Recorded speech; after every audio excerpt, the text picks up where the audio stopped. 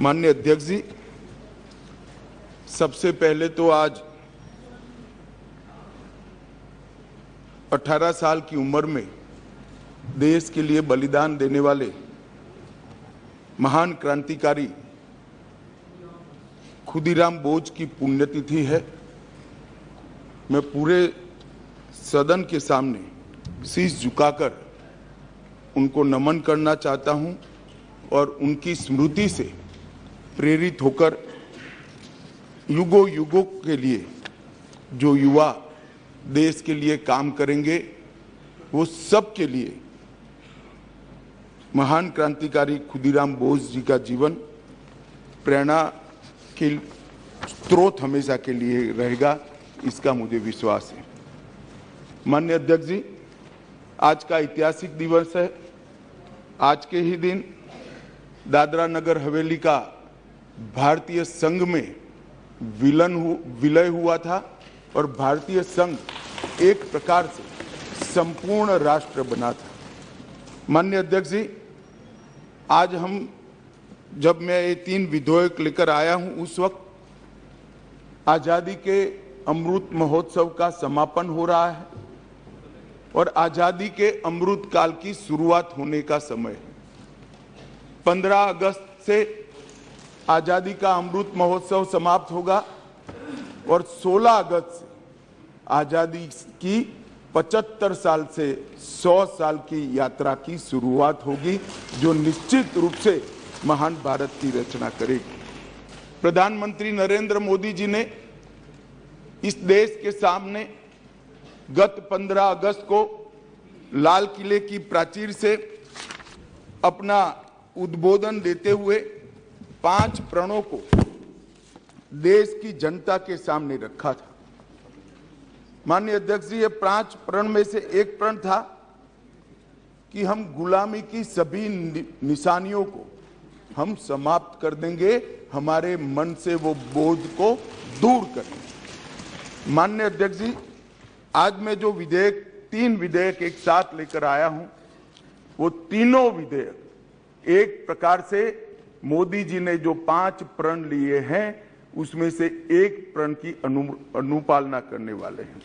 माननीय अध्यक्ष जी, ये तीनों विधेयक दंड विधान प्रक्रिया, क्रिमिनल जस्टिस सिस्टम को बेसिक कानून, इसके लिए मूलभूत कानून ये 3 विधेयकों के अंदर है।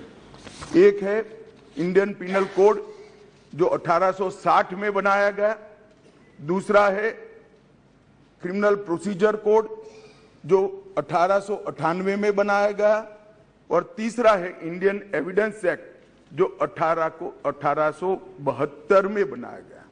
1860, 1898 और 1872 में अंग्रेजों द्वारा बनाए गए, अंग्रेजों की संसद के द्वारा पारित किए गए ये तीनों कानूनों को समाप्त कर आज हम तीनों नए कानून पुरस्कृत करने के लिए मैं आया हूं। माननीय अध्यक्ष जी, इंडियन पिनल कोड 1860 की जगह भारतीय न्याय संहिता 2023 अब एस्टैब्लिश होगी। क्रिमिनल प्रोसीजर कोड 1898 की जगह भारतीय नागरिक सुरक्षा संहिता प्रस्तावित होगी और इंडियन एविडेंस एक्ट 1872 की जगह भारतीय साक्ष्य अधिनियम 2023 प्रस्तावित होगा। यह कानूनों की जो कानून रिपील होंगे इस तीनों विधेयक से, वो कानूनों की आत्मा जो है, वो कानूनों का मध्य बिंदु है कानून बनाने का, वो अंग्रेज शासन को मजबूत करने की दृष्टि से कानून बनाए गए थे। अंग्रेज शासन की रक्षा करने के लिए कानून बनाए गए थे और उसका उद्देश्य दंड देने का था, न्याय देने का नहीं था।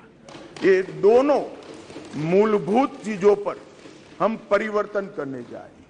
ये तीनों कानूनों को रिप्लेस कर इनकी जगह जो 3 नए कानून बनेंगे उनकी आत्मा होगी भारत के नागरिकों को संविधान प्रदत्त सारे अधिकार जो मिले हैं इसकी सुरक्षा।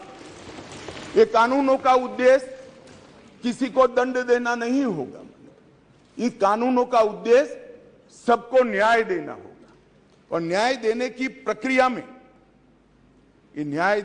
प्रक्रिया में दंड वही होगा जहां अपराध रोकने का बोध खड़ा करने की जरूरत है।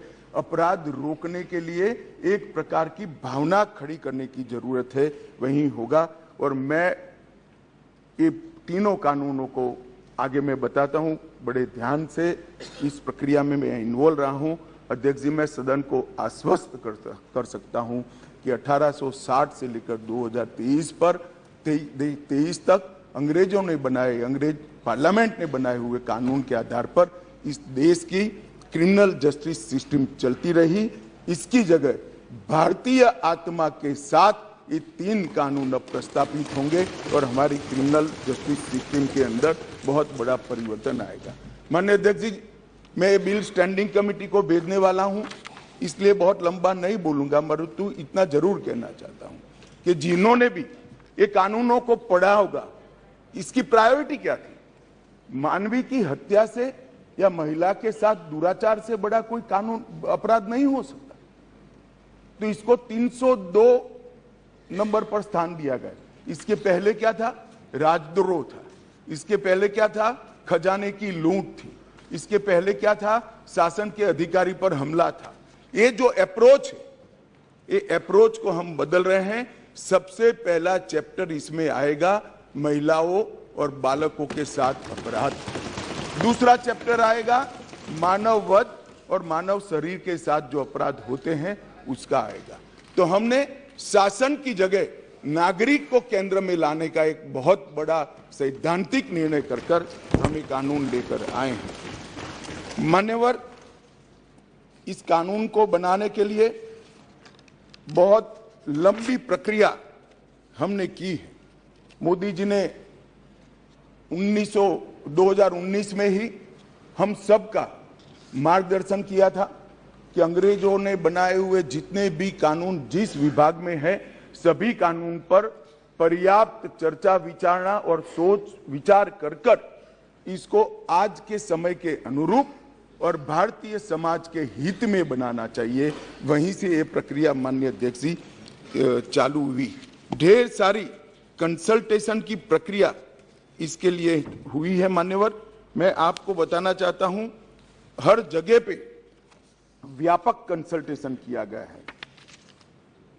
मैंने अगस्त 2019 में ही देश के सारे हाईकोर्ट चीफ जस्टिस को पत्र लिखा था, सर्वोच्च अदालत के सारे न्यायाधीशों को लिखा था, देश की सारी लॉ यूनिवर्सिटी को पत्र लिखा था।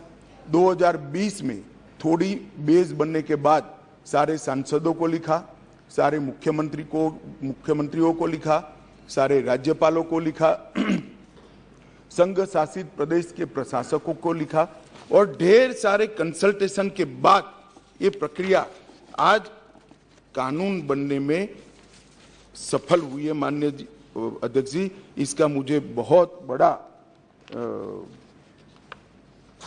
संतोष है कि बेस बरुआ समिति, विश्वनाथन समिति, मलिमत समिति, माधव मेनन समिति और गृह मामलों की स्थायी संसदीय समिति 2011, 2005, 2006 इसकी रिपोर्ट 111वीं, 110वीं, 146वीं, ये सारी रिपोर्टों का बृहद संकलन कर सभी राज्यपालों, मुख्यमंत्रियों, सभी विधायकों, सभी सांसद और सभी न्यायाधीशों से, हाई कोर्ट से, सुप्रीम कोर्ट से और लॉ यूनिवर्सिटी से आए हुए सारे प्रस्तावों को, सारे सुझावों को कंसीडर कर लाइन बाय लाइन इसको पढ़कर ये विधेयक लेकर मैं आज सदन के सामने उपस्थित हुआ हूं। माननीय अध्यक्ष जी, 18 राज्यों, 6 संघ शासित प्रदेश, भारत की सुप्रीम कोर्ट, 16 हाई कोर्ट, 5 न्यायिक एकेडमी, 22 विधि विश्वविद्यालय, 142 सांसद और लगभग 270 विधायकों ने इसमें सुझाव दिए हैं। जनता के भी बहुत सारे सुझाव आए हैं जिसको कंसिडर किया गया। माननीय अध्यक्ष जी, 4 साल तक इस पर गहन विचार विमर्श हुआ है।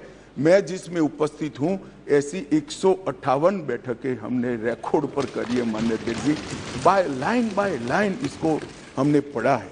मान्यवर, भारतीय नागरिक सुरक्षा संहिता जो सीआरपीसी को रिप्लेस करेगी, इसमें अब 533 धाराएं बचेगी।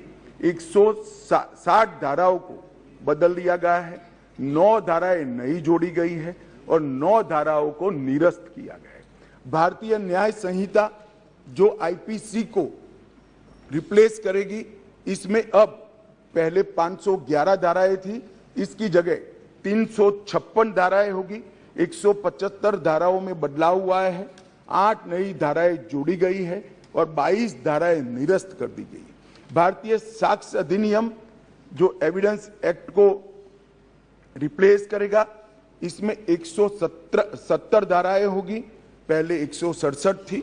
23 धाराओं में बदलाव किया है, 1 धारा नई जोड़ी गई है और 5 धाराएं निरस्त की है। मान्यवर, मैं सदन को बताना चाहता हूं, ये तीनों कानूनों में गुलामियों की निशानी से भरे हुए कानून। सबसे पहले तो इसको ब्रिटेन की पार्लियामेंट ने पारित किया था, हमने अडॉप्ट किया था, यहीं से शुरुआत होती। परंतु इसके अलावा आज भी जो कानून आज इससे निरस्त होंगे, जब सदन पारित करेगा, तब वो कानूनों के अंदर कुछ शब्द थे मैं जरूर कहना चाहता हूं, जिससे हमें मालूम पड़ेगा कि 75 साल तक हम किस कानूनों के आधार पर क्रिमिनल जस्टिस सिस्टम को चलाए हैं। पार्लियामेंट ऑफ यूनाइटेड किंगडम का जिक्र है, प्रोविंशियल एक्ट का जिक्र है, notification by the crown representative का जिक्र है, लंदन गैजेट का जिक्र है, ज्यूरी और बैरिस्टर का जिक्र है जो हमारे यहाँ कब के चले गए, लाहौर गवर्नमेंट का जिक्र है, कॉमनवेल्थ के प्रस्ताव का जिक्र है, United kingdom of great Britain and Ireland parliament का जिक्र है, हर मेजेस्टी और बाय द प्रीवी काउंसिल, ऐसे हर जगह रेफरेंस दिए हुए हैं। Copies and extracts content in the London gadget, इसके आधार पर एक कानून को बनाया गया है। Possession of the British crown, इसका भी जिक्र आज भी है। Court of justice in England, इसका भी जिक्र 33 से ज्यादा जगहों पे है। हर मैजेस्टी डोमिनियंस का इस अधिनियम के अंदर ढेर सारे जिक्र है। टोटल 475 जगह ये गुलामी की निशानियों को समाप्त कर कर आज हमने एक नया कानून मान्यवर लेकर आए हैं। माननीय अध्यक्ष जी, इस कानून से हमने नए युग को जोड़ने का भी प्रयास किया है। हमारी क्रिमिनल जस्टिस सिस्टम में बहुत समय लगता है। कानून में कोई कानून की अदालत में जाए तो न्याय इतनी देर से मिलता है कि न्याय का कोई मतलब ही नहीं। लोगों की श्रद्धा उठ गई, कोर्ट में जाने से डर है। मैं गुजरात का कानून मंत्री भी रहा हूं, विधि मंत्री भी रहा हूं। कई लोगों ने मुझे कहा था कि साहब पनिशमेंट की कोई जरूरत ही नहीं। मैंने बोला क्यों? कि कोर्ट में जाना इटसेल्फ पनिशमेंट है। इस प्रकार की मानसिकता लोगों के दिमाग में कर गई। हमने इसीलिए आधुनिक से आधुनिक तकनीक को इसके अंदर समाहित करने का निर्णय किया है। माननीय अध्यक्ष जी, दस्तावेजों की परिभाषा का विस्तार कर कर इलेक्ट्रॉनिक या digital record, email, server longs, computer, smartphone, laptop, SMS, website, locational साक्ष्य, डिवाइस पर उपलब्ध मेल और मैसेजेस, ये सभी को कानूनी वैधता इस देता है, जिससे अदालतों के अंदर जो कागजों के ढेर लगते हैं, अंबार लगते हैं, वो समाप्त हो जाएंगे। एफआईआर से केस डायरी और केस डायरी से चार्जशीट और चार्जशीट से जजमेंट तक की सारी प्रक्रिया को डिजिटलाइज करने का प्रावधान इस कानून के अंदर मैं लेकर आया हूं। अदालत की सभी कार्यवाही को टेक्नोलॉजी के माध्यम से करने के लिए हम करते हैं। अभी आरोपी की पेशी ही सिर्फ वीडियो कॉन्फ्रेंस से हो सकती है। अब संपूर्ण ट्रायल क्रॉस सहित की वो वीडियो कॉन्फ्रेंस से होगी। शिकायतकर्ता और गवाहों का परीक्षण भी होगा। जांच पड़ताल और मुकदमे में साक्ष्यों का रिकॉर्डिंग जो करना है वो भी होगा और उच्च न्यायालय के मुकदमे और सभी अपीलीय कार्यवाही भी डिजिटली संभव होगी। प्रश्न है कि विधेयक को पुनर्स्थापित करने की एक और हमने राजद्रोह को रिपील किया है, दूसरी ओर संगठित अपराध और टेररिज्म पर नकेल कसने का काम भी हमने किया है। मान्यवर, मैं मानता हूं कि तीनों संहिता अपने आप में संपूर्ण है, परिपूर्ण है, परंतु 1807, 1828, 88 और 1878 से कानून प्रचलन में कोई भी व्यक्ति, कोई भी डिपार्टमेंट या कोई भी व्यक्तियों का समूह इसको कंप्लीट नहीं कर सकता। इसलिए मैंने निर्णय किया है मान्यवर कि इस कानून को मैं स्टैंडिंग कमेटी को, गृह विभाग की स्टैंडिंग कमेटी को देना चाहता हूं, जिससे पक्ष विपक्ष सभी संसद सभ्य इस पर अपना, काफी संसद सभ्यों ने दिया है, परंतु इस पर काफी अच्छी सोच विचार हो।